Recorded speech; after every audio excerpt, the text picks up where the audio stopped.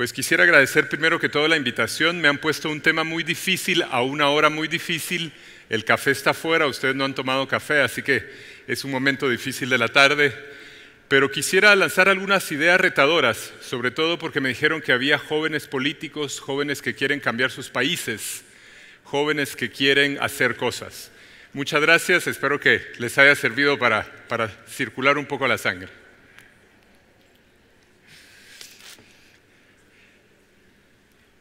En realidad,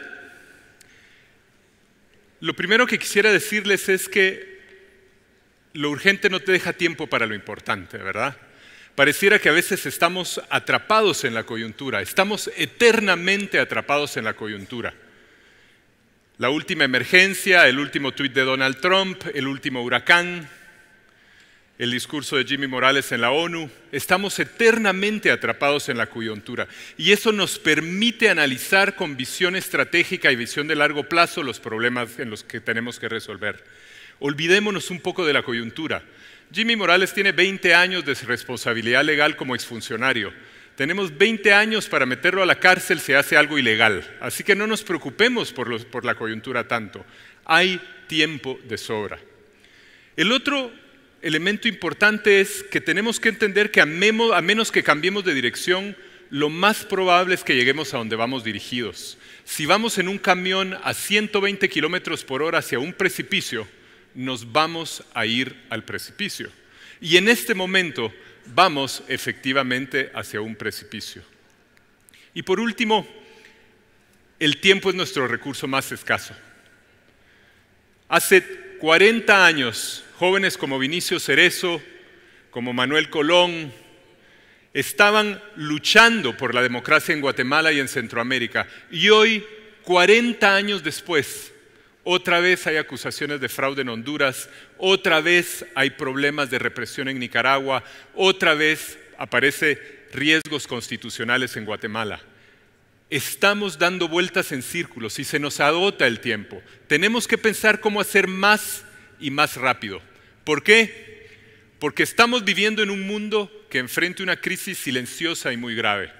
Todos ustedes conocen estas imágenes, selvas tropicales que hace apenas 30 años eran tan húmedas que no se podían incendiar y hoy se están incendiando. El humo que ven allá al norte de Yucatán ha cerrado el aeropuerto de Houston en un par de ocasiones por los incendios en la península de Yucatán.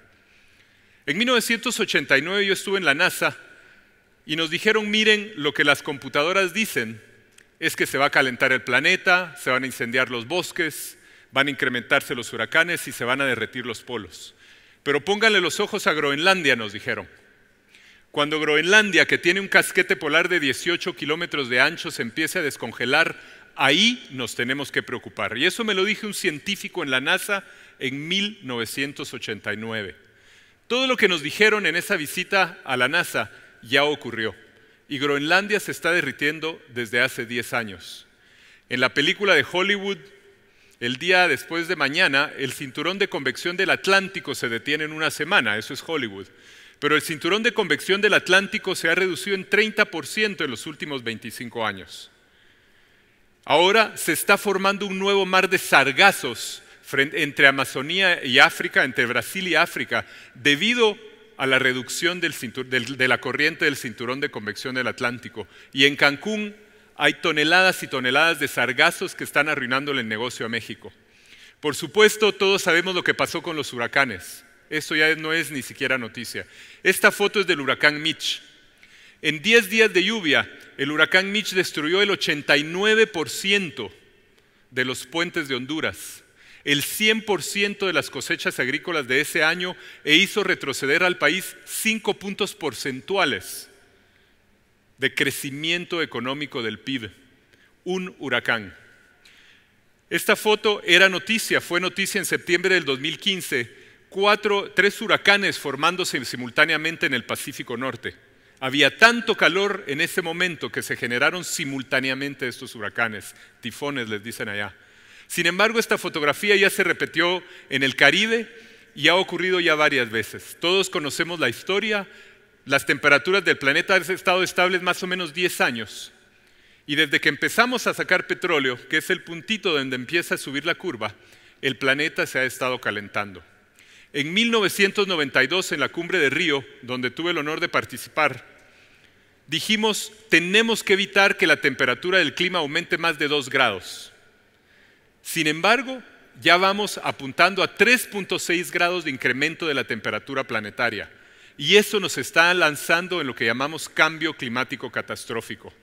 Todos conocen los efectos del cambio climático.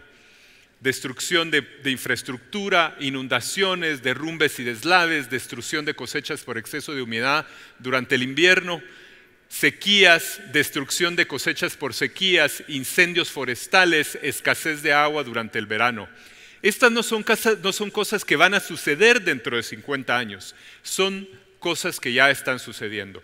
¿Y qué tiene que ver el cambio climático con una reunión de jóvenes políticos? Que ya no podemos hacer política sin pensar en el cambio climático, porque el cambio climático va a agravar todos los componentes de la crisis socioambiental que estamos viviendo. Esta es una fotografía de la frontera entre Haití y República Dominicana. Lo que diferencia esos dos lados de la frontera son las políticas públicas y las decisiones que se han tomado. En Haití ya no hay suelos fértiles, ya no hay bosques, ya no hay leña, ya no hay pesca alrededor de la isla. Haití es un escenario de colapso ecológico. República Dominicana tiene parques marinos, ha protegido sus recursos, es un paraíso turístico y lo único que diferencia esos dos lados de la frontera son las políticas públicas y las decisiones de los decisores políticos. Este es un titular verdadero de una región de Haití en la que están haciendo galletas de tierra con sal y aceite vegetal para sentir algo en el estómago. Haití es un escenario de colapso ecológico al que podrían enfrentarse muchos de nuestros países dentro de algunos años. Vemos los titulares en la prensa, pero no nos damos cuenta de que atrás de esas imágenes lo que hay es un fenómeno, una tendencia histórica de cambio climático. Estos titulares podrían ser de este año, de hace un mes o de una semana o de hace 10 años. La agricultura de subsistencia de cientos de miles de agricultores de subsistencia y de ladera en América Latina no va a ser viable. ¿En qué van a trabajar esos agricultores? ¿Cómo van a alimentarse esas poblaciones rurales? Los pueblos indígenas más pobres de la región dependen de la agricultura de subsistencia y esa agricultura de subsistencia va a ser inviable. Nosotros, ustedes, los jóvenes políticos, tienen que empezar ya en esto. El 50% de las cosechas de café de Centroamérica podrían desaparecer debido al cambio climático en los próximos 25 años. Los ríos se nos están acabando. El mismo río que destruye puentes en invierno se seca en verano y no llega al mar. Este es un titular de un periódico local, pareciera inocuo, inofensivo, algo muy normal, conflictos en las comunidades, pero ven que fue un conflicto por un nacimiento de agua. Y esto está ocurriendo todos los días en todas nuestras comunidades rurales. Muchos grupos indígenas, los grupos más vulnerables y más desfavorecidos de nuestra sociedad, van a ser afectados gravemente por el cambio climático. No dentro de 100 años, ya están siendo afectados. Y lo peor es esto. Podríamos entrar en un efecto dominó en que el cambio climático se acelere a sí mismo. Y si eso ocurre, nos enfrentaríamos a un cambio climático catastrófico. ¿Quién puede resolver esto? El campesino que está sembrando sus árboles no lo puede resolver. Lo tiene que resolver la política pública, lo tienen que resolver las decisiones de políticos. Y debemos actuales pueden lanzar a una sociedad al colapso. Si las élites de una nación toman decisiones exclusivamente en función de sus propios intereses de corto plazo, pueden lanzar a una sociedad al colapso. Donald Trump está restableciendo la hegemonía norteamericana a través de la producción de petróleo y sabemos que tenemos que reducir y limitar la producción de petróleo en los próximos 50 años. Pero ese es el mundo en el que ustedes, sus hijos y sus nietos van a vivir. Entonces tenemos que actuar. Hay muchos ejemplos en la historia de la humanidad de cómo las élites han lanzado a sociedades al colapso. Desde la isla de Pascua, en la que cortaron hasta el último árbol y la última palmera, hasta Ruanda, en donde los políticos se enfrentaron y lanzaron al país en una guerra étnica fratricida. Entonces, si lo sabemos, ¿qué vamos a hacer? A menos que cambiemos de dirección, vamos a llegar a donde vamos dirigidos. Sabemos que el cambio climático va a producir inseguridad alimentaria, sabemos que va a producir escasez de agua, amenazas a la salud pública, conflictos socioambientales y colapso de las capacidades de estados que ya están sobredemandados por sus poblaciones. Entonces, eso es lo que tenemos que pensar en una agenda de largo plazo. Y como ciudadanos y como líderes políticos debemos repensar y redefinir ese futuro. Quisiera leerles esta frase de Naomi Klein que nos dice que el cambio de sistema a favor de algo nuevo ya no es cosa de simple preferencia ideológica, sino más bien una necesidad existencial de nuestra especie. No importa si somos políticos de izquierda o derecha, no importa si somos indígenas o ladinos, ricos o pobres, del área rural o del área urbana, el cambio climático nos va a afectar y nos tenemos que unir para enfrentarlo. Para ello necesitamos nuevos valores o recuperar antiguos valores, como la preeminencia del bien común. He puesto en negrilla algunos valores muy importantes y, como ven, la perspectiva de género y el empoderamiento de las mujeres para los jóvenes políticos es fundamental. No vamos a poder salvar al planeta si no ayudamos a las mujeres del área rural. Y por supuesto, en un país como Guatemala, la pluriculturalidad y el diálogo con los pueblos indígenas para buscar nuevas formas de desarrollo van a ser muy importantes. Pero los políticos, sobre todo los que ya se piensan lanzar a puestos de elección popular, también tienen que enfrentar algunos desafíos muy especiales. Y uno de ellos es el horizonte de la planificación. Tenemos que pensar a 10, 15, 25 años plazo. Las decisiones que se toman con un horizonte de planificación demasiado corto quizás estén haciendo más daño que bien. Y ustedes no se pueden ser políticos en la era del cambio climático pensando con un horizonte de planificación de 4 años, que es la próxima elección, o de 6 meses cuando te aprueban el presupuesto. Los políticos de la era del cambio climático tienen que alargar su horizonte de planificación y, por supuesto, vamos a tener que enfrentar como sociedad el desafío financiero fiscal. Nuestros países están entre los que menos carga tributaria tienen de todo el planeta. Guatemala es el país que menos carga tributaria tiene de todo el mundo, a excepción de los países en guerra, 10.5% del PIB. Y con eso no vamos a poder enfrentar el cambio climático, no vamos a tener los presupuestos públicos necesarios para enfrentar el cambio climático. ¿Qué hacemos? Han habido muchos estudios y hay un libro muy lindo que les recomiendo que se llama ¿Por qué fallan las naciones? Y los autores se preguntaron por qué hay algunos países que han tenido éxito y otros que no han tenido. Estudiaron 2000 años de historia reciente de la humanidad. Lamentablemente Guatemala tiene sus buenas páginas dedicadas en ese libro y en realidad descubrieron que hay un círculo vicioso que le impide a los países avanzar y prosperar. Y el círculo vicioso empieza con instituciones políticas excluyentes, instituciones económicas extractivas y concentradoras de la riqueza, represión de la libertad de expresión, ausencia del Estado de Derecho y corrupción, ausencia de auditoría social y debilidad de la sociedad civil. El secreto de la prosperidad no es económico, el secreto de la prosperidad es político. Pero también vieron que si había un círculo vicioso que mantenía a países como Somalia, Haití y otros como países fallidos, también se dieron cuenta de que había un círculo virtuoso de prosperidad. Y ese círculo virtuoso empieza con instituciones políticas inclusivas y plurales, con libertad de expresión y medios libres, con auditoría social y lucha contra la corrupción, con igualdad ante la ley y Estado de Derecho, y con cada vez más ciudadanos exigiendo y solicitando más participación. La lucha contra la corrupción, de acuerdo a este estudio de 2000 años de historia de la humanidad, no es algo marginal. Está al centro mismo de la prosperidad de las naciones. Y eso es muy, muy importante para nosotros. Y este círculo de la prosperidad se encontró en Japón, en Alemania, en todos los países que han prosperado.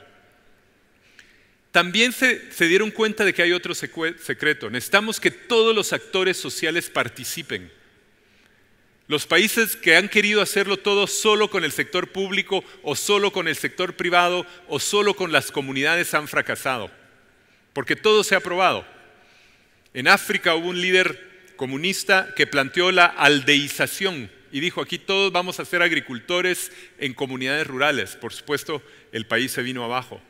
Pero entonces, para prosperar necesitamos que el sector público sea fuerte y participe, que el sector privado sea fuerte y participe, que los pueblos indígenas y las comunidades de base sean fuertes y participen, y que la sociedad civil sea fuerte y participe. Pero en Guatemala pareciera que estamos atrapados, que no avanzamos. ¿Cómo construir futuro? En este momento, el drama de nuestros países es que nadie tiene el suficiente poder para imponer su agenda, pero todos tienen el poder para obstaculizar la agenda de los otros. Entonces estamos varados, no avanzamos en ninguna dirección. ¿Cómo entonces podemos construir futuro? Y el día de hoy quisiera plantearles 9 ideas para construir un diálogo y un quehacer político constructivo que nos permita avanzar. El primero de esos elementos es aceptar y manejar la complejidad. El mundo es complejo. Tenemos que entender que cualquier problema tiene problemas de institucionalidad, problemas económicos, problemas sociales y problemas biofísicos. Cualquier problema que enfrentemos necesita científicos, sociólogos, economistas y politólogos. Si queremos ser políticos del futuro, tenemos que aceptar la complejidad. Segundo, debemos aceptar y comprender las perspectivas de otros, a través de la capacidad de diálogo. Tenemos que aprender a dialogar, a escuchar. Muchas veces la otra parte tiene parte de la verdad y nosotros tenemos otra parte. Pero si no aprendemos a escuchar y a integrar las perspectivas de otros actores, probablemente no construyamos las soluciones complejas que necesita el futuro. Tercero, tenemos que ser capaces de construir verdadero conocimiento. Tenemos que saber diferenciar opinión de conocimientos válidos. Todos tenemos opiniones, pero todos tenemos que aceptar que nuestra opinión puede estar errada por mi historia familiar, por mis resentimientos, por mis ambiciones, por mi entorno. Todos tenemos opiniones, pero algunas veces nuestras opiniones no son conocimiento válido. Y si no aceptamos eso, no vamos a poder construir soluciones a un futuro tan complicado. Debemos estar conscientes de nuestra propia disonancia cognitiva. ¿Y eso qué es? Cuando yo pienso que el mundo es de cierta forma y no es así, cuando la realidad me contradice, en vez de yo de repensar mis ideas, encuentro la excusa necesaria para retorcer la realidad e interpretarla a mi antojo. Eso se llama disonancia cognitiva. Si hay un problema que se resuelve a través de una solución empresarial, pero yo estoy en contra de las empresas, lo que voy a decir es que lo que pasa es que falta una ley o una regulación, o al revés. Tenemos que enfrentar nuestras propias limitaciones de conocimiento para poder construir soluciones participativas. Tenemos que aprender a superar los juegos de suma cero. Estamos atrapados en juegos de suma cero como la perinola. O pierdo yo, o yo pierdo, o tú pierdes. Tenemos que saber construir arreglos ganar-ganar, porque de lo contrario estamos enfrascados en batallas en las que siempre tiene que haber un perdedor y un ganador. Si yo pierdo y tú ganas, entonces yo voy a escoger estar solo y hacer las cosas solo. Pero si sabemos unirnos y hacer cosas en las que ambos ganamos un poco y además construimos soluciones superiores que le traen un bien mayor, tanto a ti como a mí y a los demás, entonces estamos en una visión ganar-ganar. Y esto es ciencia del conocimiento, pero tenemos que entender el poder de la mente. No voy a alargarme, pero es muy interesante. Ustedes han oído del efecto placebo. El efecto placebo es cuando nos dan una pastillita de azúcar, pero nos dicen, mira, esto le va a quitar el dolor de cabeza. Y efectivamente, la pastilla nos quita el dolor de cabeza. Tenemos una mente muy poderosa. Nuestra mente define nuestra realidad.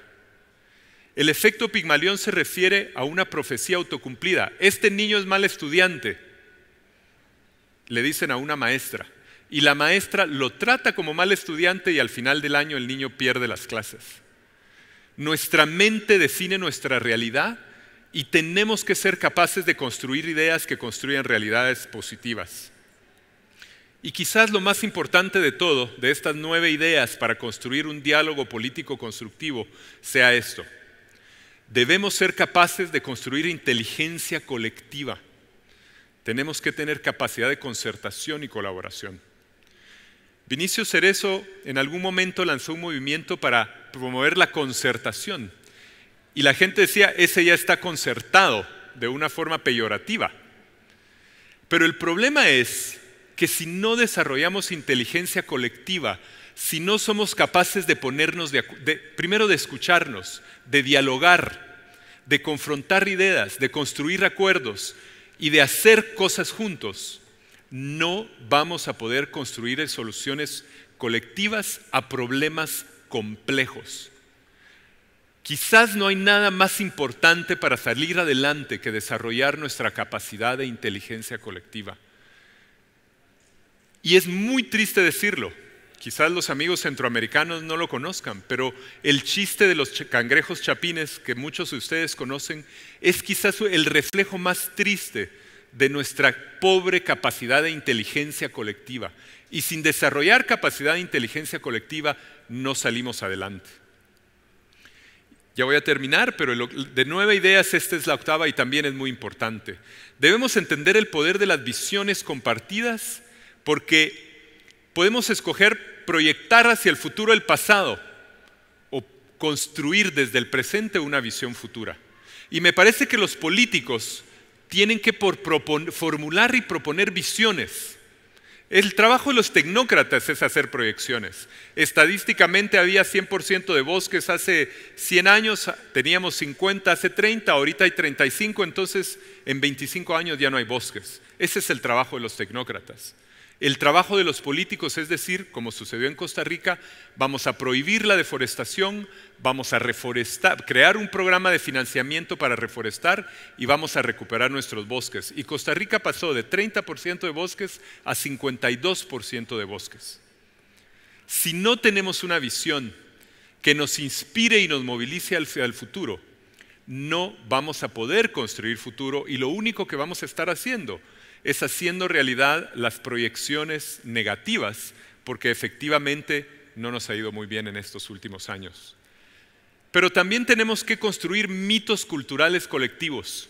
Nos guste o no nos guste, los grandes mitos culturales de las naciones que han prosperado y han salido adelante son movilizadores de la población.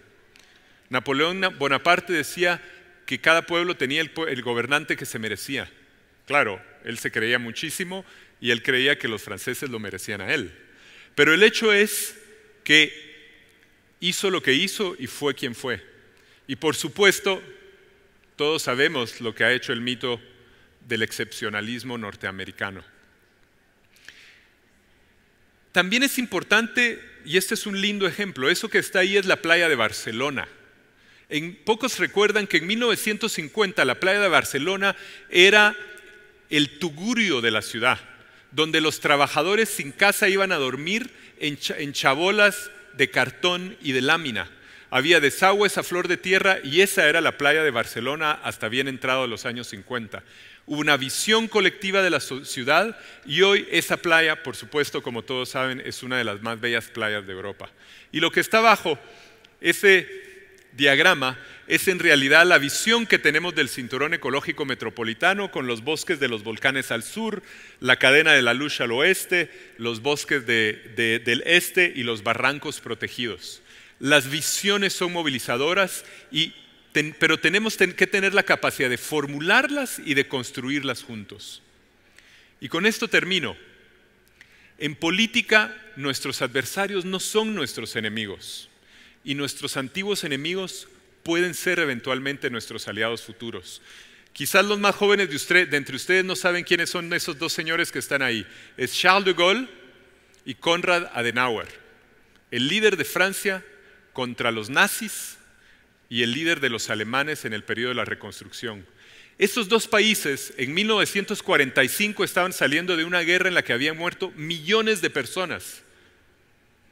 Pero 20 años después, en 1965, Francia y Alemania estaban construyendo la Unión Europea, que ha sido el proyecto de la humanidad más exitoso en términos de bienestar y civilización.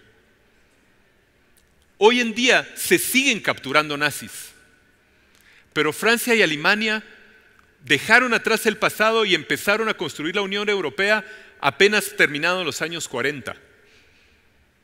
Y si no somos capaces de hacer eso, no podemos construir visiones colectivas de futuro. Y la otra fotografía, por supuesto es más reciente y ustedes la conocen, son los líderes de la Concertación chilena. El Partido Socialista y el Partido Comunista y la democracia cristiana se odiaban. El Partido Socialista acusaba a la democracia cristiana de haber apoyado el golpe de Pinochet en 1973 y durante todos los años 70 se odiaron. Pero en los años 80 se unieron contra Pinochet y la Concertación ha tenido 4 presidentes que han sacado a Chile adelante y lo han hecho uno de los más grandes países de América Latina.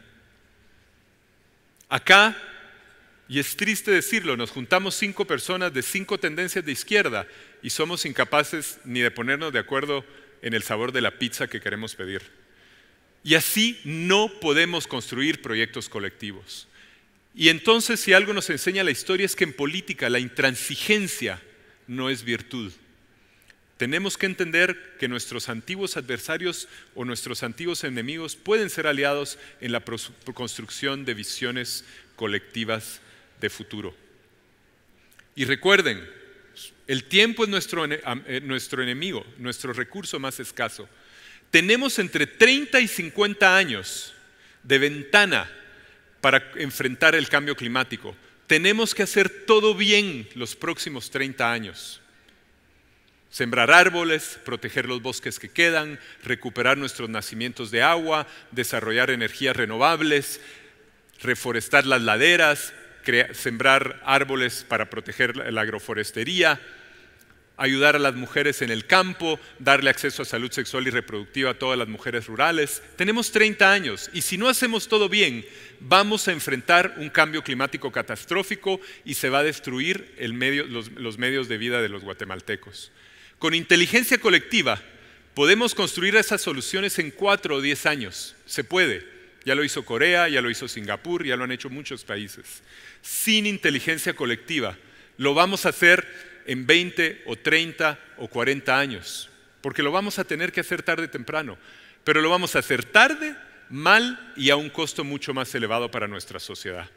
Entonces, la pregunta es para ustedes, ¿cuál es nuestro gran sueño colectivo y con quiénes lo vamos a construir? Porque no podemos construir grandes sueños colectivos solo con nuestros amigos, solo con los que piensan exactamente igual que yo y solo con los que son exactamente un clon de mí mismo. Lo tenemos que hacer con nuestros aliados, con nuestros socios y a veces también con nuestros adversarios políticos. De lo contrario, no vamos a poder construir ese sueño. Muchas gracias.